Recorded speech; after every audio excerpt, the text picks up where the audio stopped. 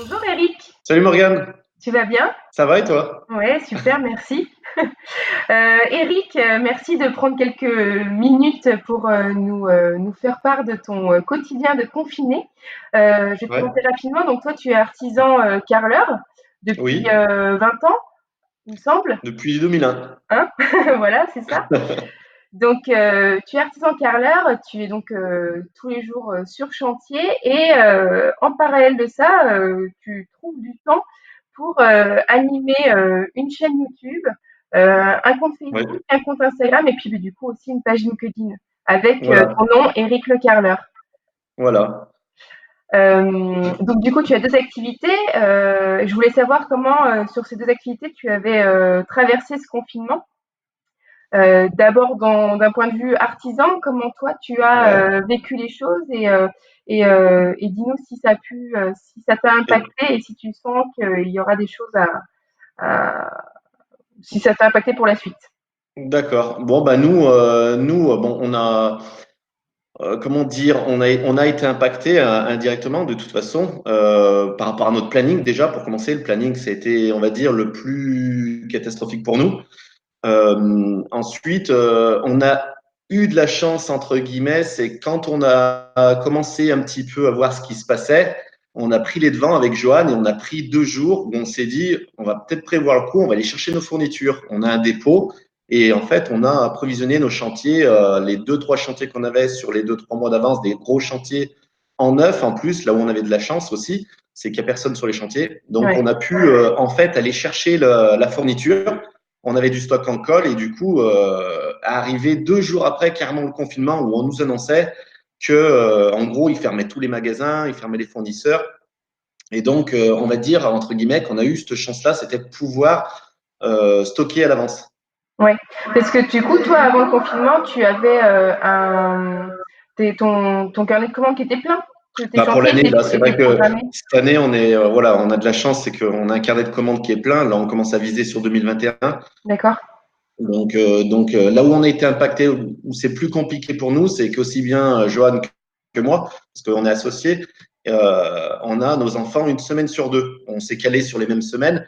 Et c'est vrai qu'au niveau de la garde, il n'y a plus rien. Et une semaine sur deux, ben, c'est super compliqué.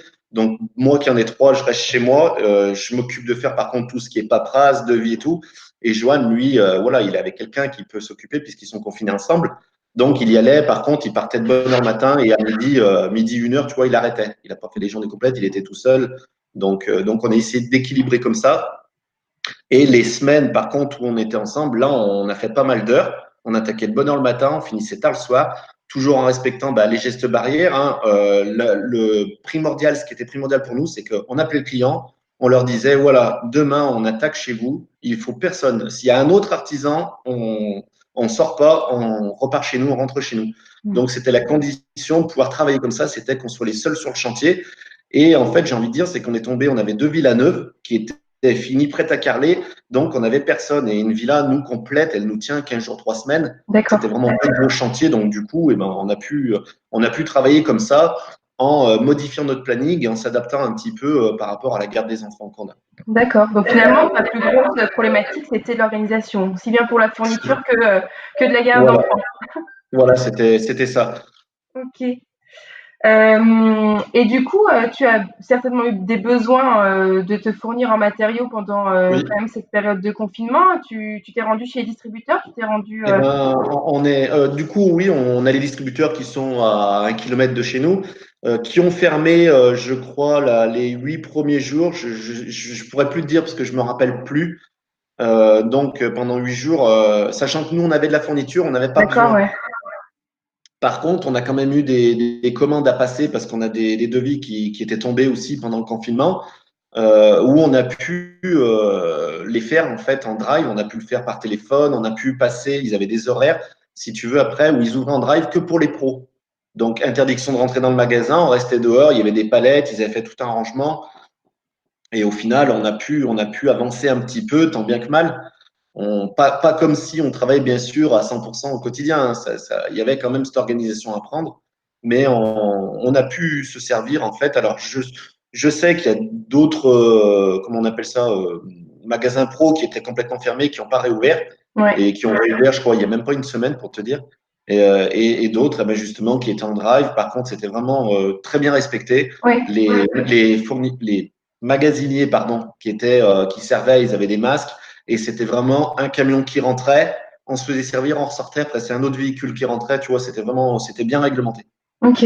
Et toi, tu as trouvé un intérêt à ce nouveau dispositif du Drive? Tu aimerais que demain, ça soit maintenu?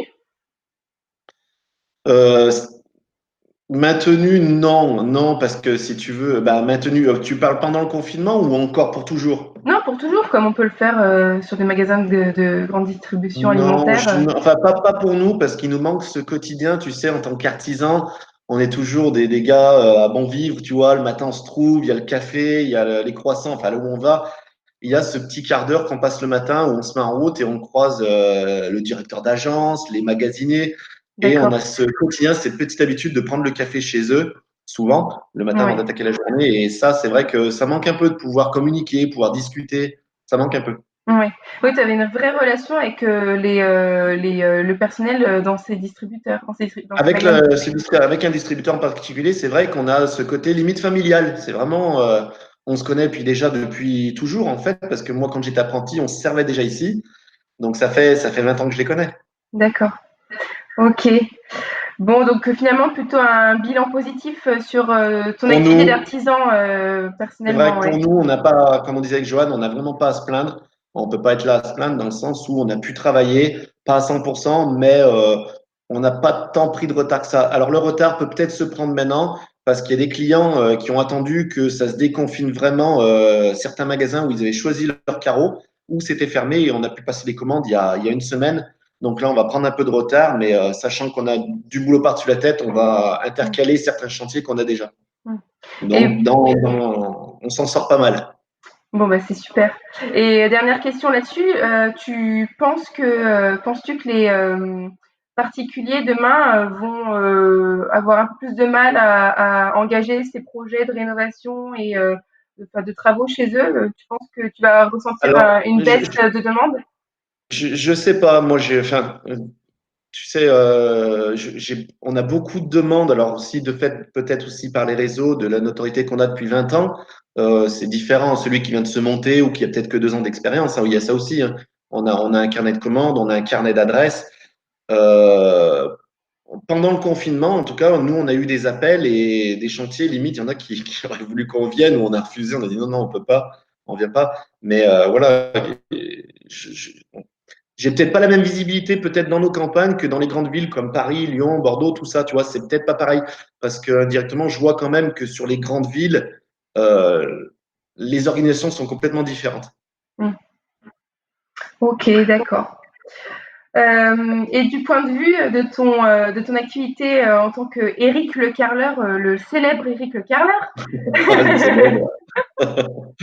est-ce que toi, pendant ce confinement, tu as observé une augmentation de ton audience sur tes différentes, tes Oui, différents réseaux?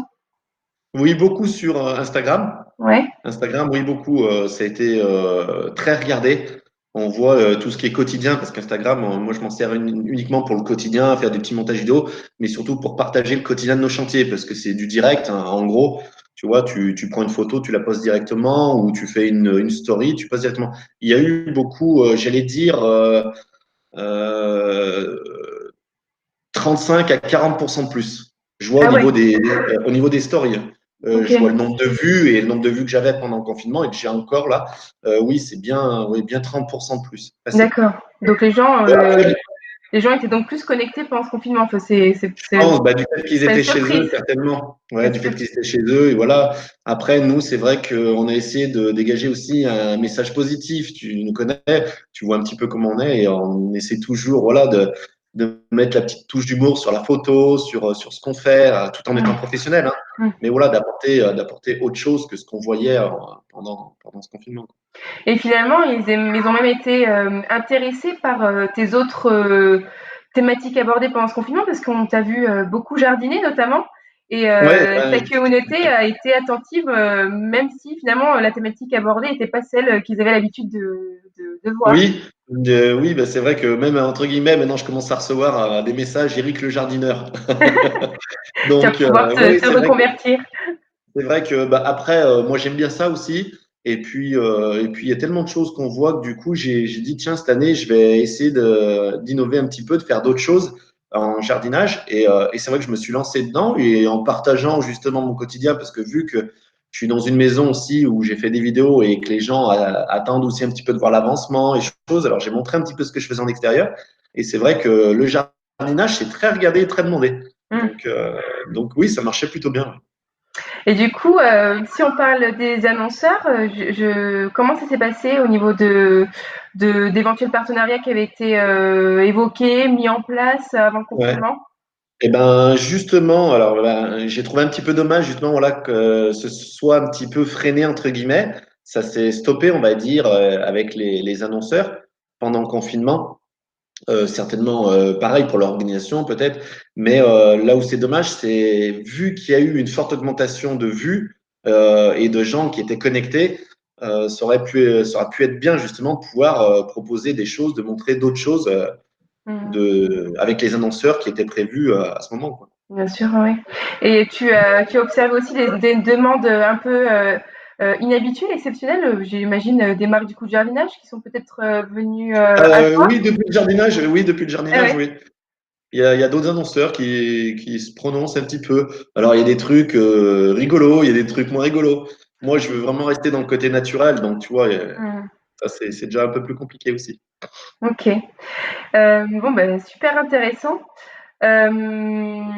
T'as, est-ce que il y a un contenu que tu as produit particulièrement, spécifiquement pour le confinement? Est-ce que t'as dû t'adapter dans ta production de contenu pour animer tes différents réseaux?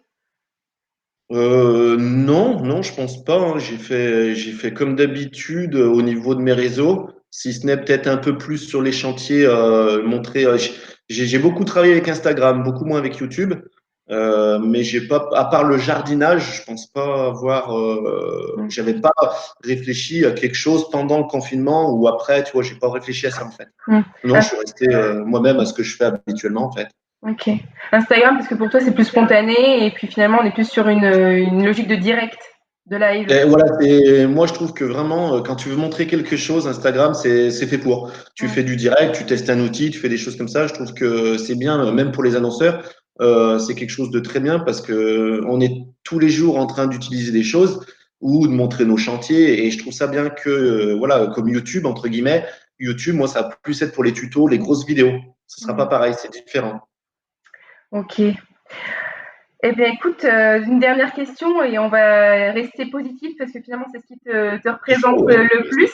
C'est ce qu'il faut en cette période. Toi, qu'est-ce que tu retiens de positif sur le confinement et puis comment tu imagines les choses demain? Alors, comment je les imagine demain? Je sais pas, j'espère que ça aura peut-être fait prendre conscience aux gens que on n'a peut-être pas besoin de prendre le véhicule pour aller chercher du pain, pour aller faire, tu vois, les petites courses qui sont à côté, parce qu'on a quand même vu un gros changement au niveau de la pollution. Je me suis un petit peu intéressé à ça. Et sinon, après, ce que ça m'a apporté, ben, je pense que j'ai pu faire un joli jardin pendant le confinement et que je serais content de récolter mes bons légumes. Voilà. C'est sûr, super. Ok, et ben écoute, merci Eric. Et puis Merci à toi, Maria. si les personnes qui regardent cette vidéo ont des questions, on les laissera poser leurs questions en commentaire sous la vidéo et on prendra le temps Voilà. de leur répondre le plus rapidement possible. D'accord, eh ben, impeccable. Merci Eric, passe une bonne journée. Allez, merci Morgane, toi À aussi. bientôt. Salut, salut.